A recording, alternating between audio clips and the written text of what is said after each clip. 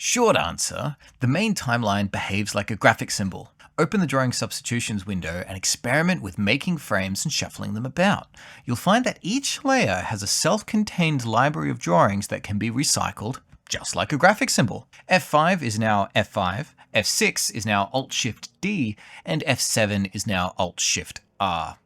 Long answer. Good hello, welcome to Onionskin. Today's the day. Toon Boom Harmony explained to Adobe Animate users. First things first, wasting no time, hold the O key down, move left and right with a brush or pencil to change brush size. And you notice that you don't need to go around pressing F5 to insert frames and keyframes right off the bat, right? So here's a few frames of like a mouth opening, doing its thing, whatever. That's just me using the greater than, lesser than, the period and comma keys to go to the next frame, draw the thing. But here's where things get a little bit different right off the bat. If I were to copy and paste any of these frames and then edit them in any way, that's going to change the original as well, almost like it's this built-in symbol system. And that's pretty much exactly what it is. If I delete all of these frames straight up, none of them are actually gone. They can be brought back and used again and again. It's weirdly hidden by default. What you want to do is go to any of the windows where it has the plus and X. If you hit the plus on one of them, that'll bring up the list of all the available windows. And I'd like you to go to drawing substitutions. I keep mine docked down here, and you'll see that even without any drawings, they're still here in a thumbnail view. Basically, first concept to digest, every drawing layer is by default just like a graphic symbol. That's all it is. In the same way with a graphic that you could program which frame of its interior timeline you're going to show, that's what you're doing here. Frame 1, frame 3, frame 2, frame 1 again. You get the idea.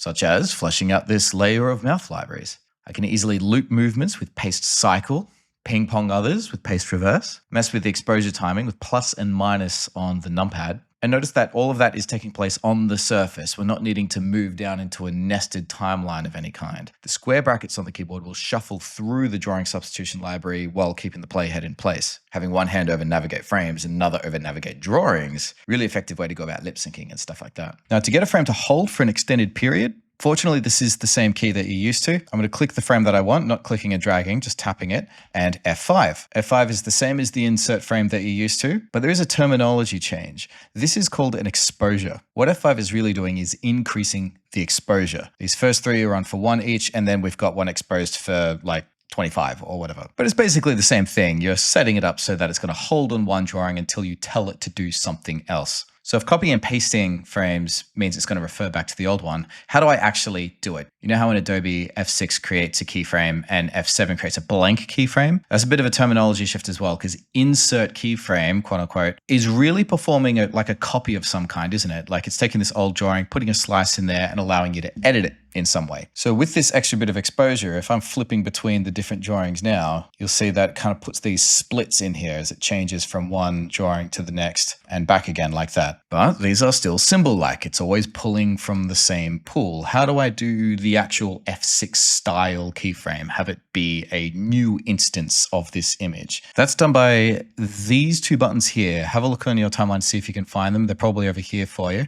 These cyan plus symbols in the top left corner. This is create empty drawing and duplicate drawing respectively. Otherwise, you could think of it quite literally as duplicate drawing is F6, insert keyframe, and empty drawing is F7, blank keyframe, right? So if I'm halfway along here, I go empty drawing, that's a blank keyframe, right? Empty image, I can put a new thing in, hooray. Meanwhile, duplicate drawing, it puts that little split in, but you'll notice that even though here on the camera, nothing is visually changing, we can clearly see down here that we're now transitioning from drawing number 2 to drawing number 4. And therefore editing this is going to turn out to be just fine. The recurring theme of what I'm getting to here is one of the things that makes Adobe Animate kind of intuitive to learn, but at the same time kind of tricky if you look back onto when you were first learning it, is that the whole F6 insert keyframe thing is this like Swiss Army knife operation. It does a little bit of everything. It duplicates instances of vector art.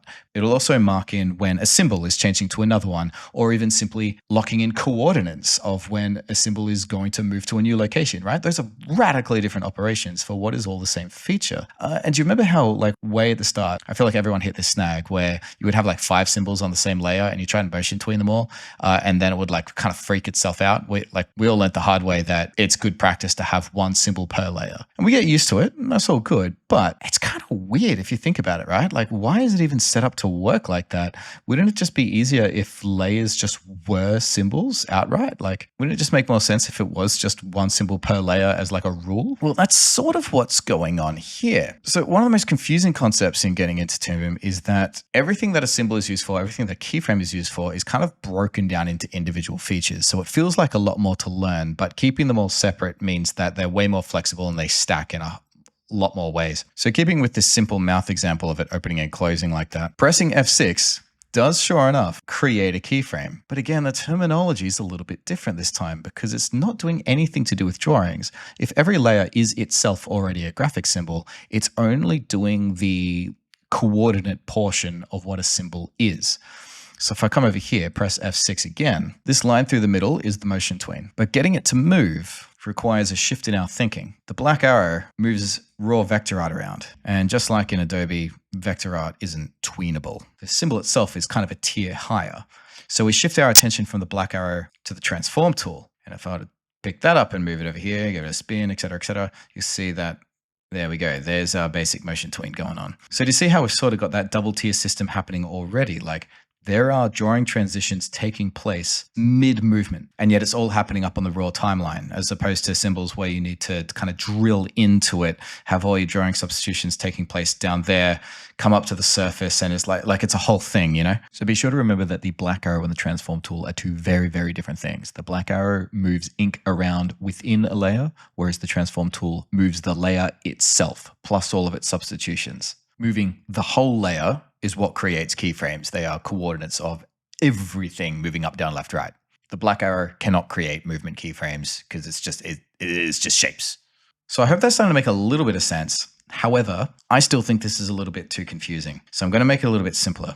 Select this lot, press F7, which isn't necessarily a blank keyframe. It clears the ones that are there. Having coordinate-based keyframes and drawing substitutions all together in one go is like it's too much. It's overwhelming. And basically no one in the industry actually uses it this way anyway. So what we do is if you double click on the layer itself, it opens up layer properties, head over to the controls tab here, and it says animate using animation tools. We're going to turn that off. That straight up disables the ability to put motion keyframes onto the layer at all. Like, notice everything to do with keyframes is grayed out, transform tool doesn't work, nothing happens. Now we are incentivized to want to use pegs on this. A peg is created by selecting the layer in question, going to this orange arch thing here, adding that, and you'll see that now the drawing layer is nested underneath. This is a peg. A peg is much closer to what you would think of what a movie clip symbol is doing. It's designed for picking up and moving things and sliding them about, etc., etc. So Toon Boom can kind of be boiled down into two core mechanics. On one end, we've got drawing layers are for drawings and full hand-drawn traditional, and pegs are for digital coordinate-based movement where things slide about. And they're kept completely separate, and they are parented and nested into each other, and everything else is based on how do you mix and match those two methods together. Right. So the drawing being inside the peg is very similar to if we were to double click and go inside of the symbol, but we get the luxury of it all being up on the root timeline and everything continues to play. So if I was to be extremely self-indulgent and get 2 keyframes of my little guy, you'll notice that just working with the transform tool will create the keyframes and tween them together in real time. These 2 buttons here will turn the tweens on and off. That is Control K and Control L respectively.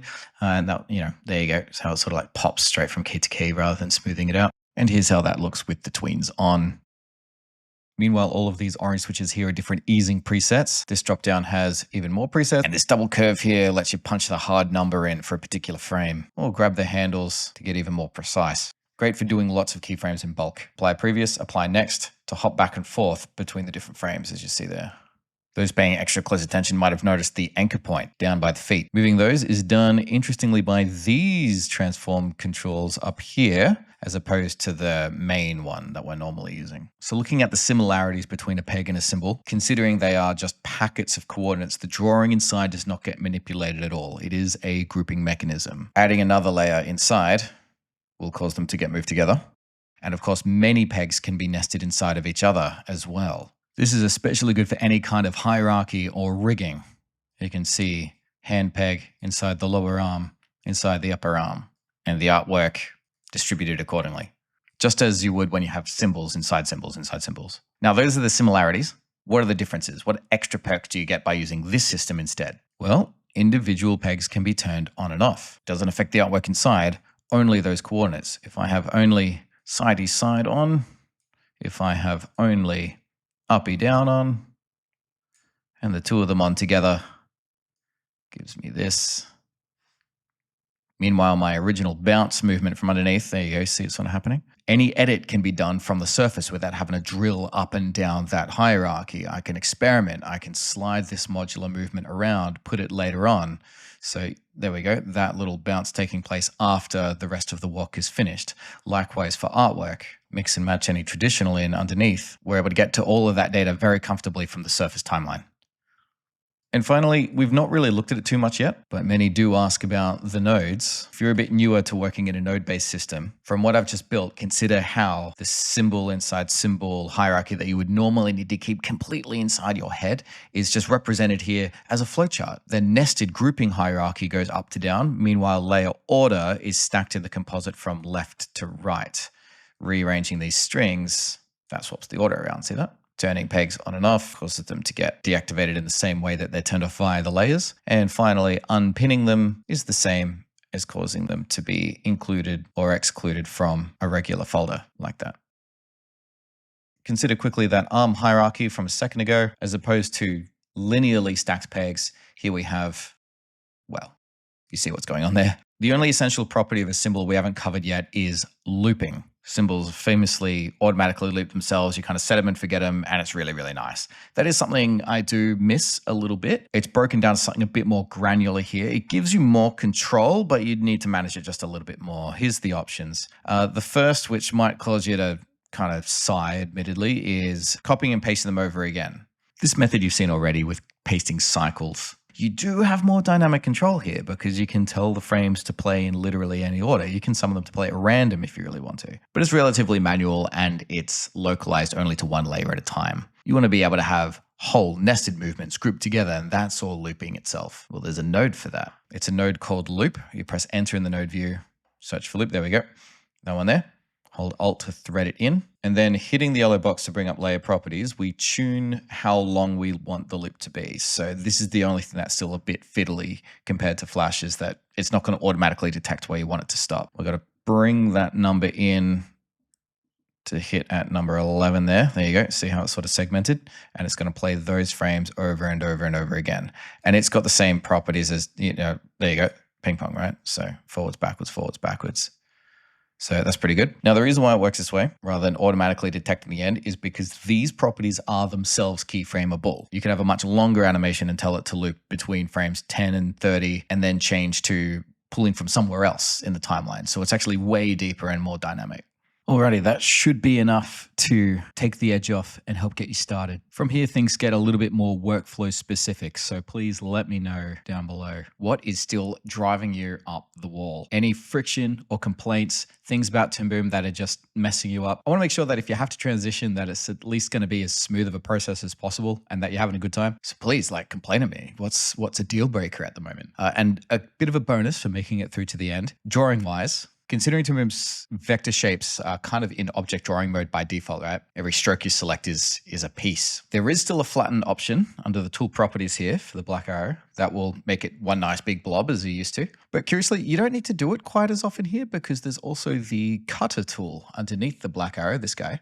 This will give you a really precise selection and allow you to really get down to what you need while still leaving shapes as objects. And if you happen to karate chop with it like this, whoa, it's so good. Next, I'll be wanting to broaden it into just general quality of life stuff. You've got the main mechanics down, but there's lots of little things that'll make your life a lot easier. Keep an eye out for that.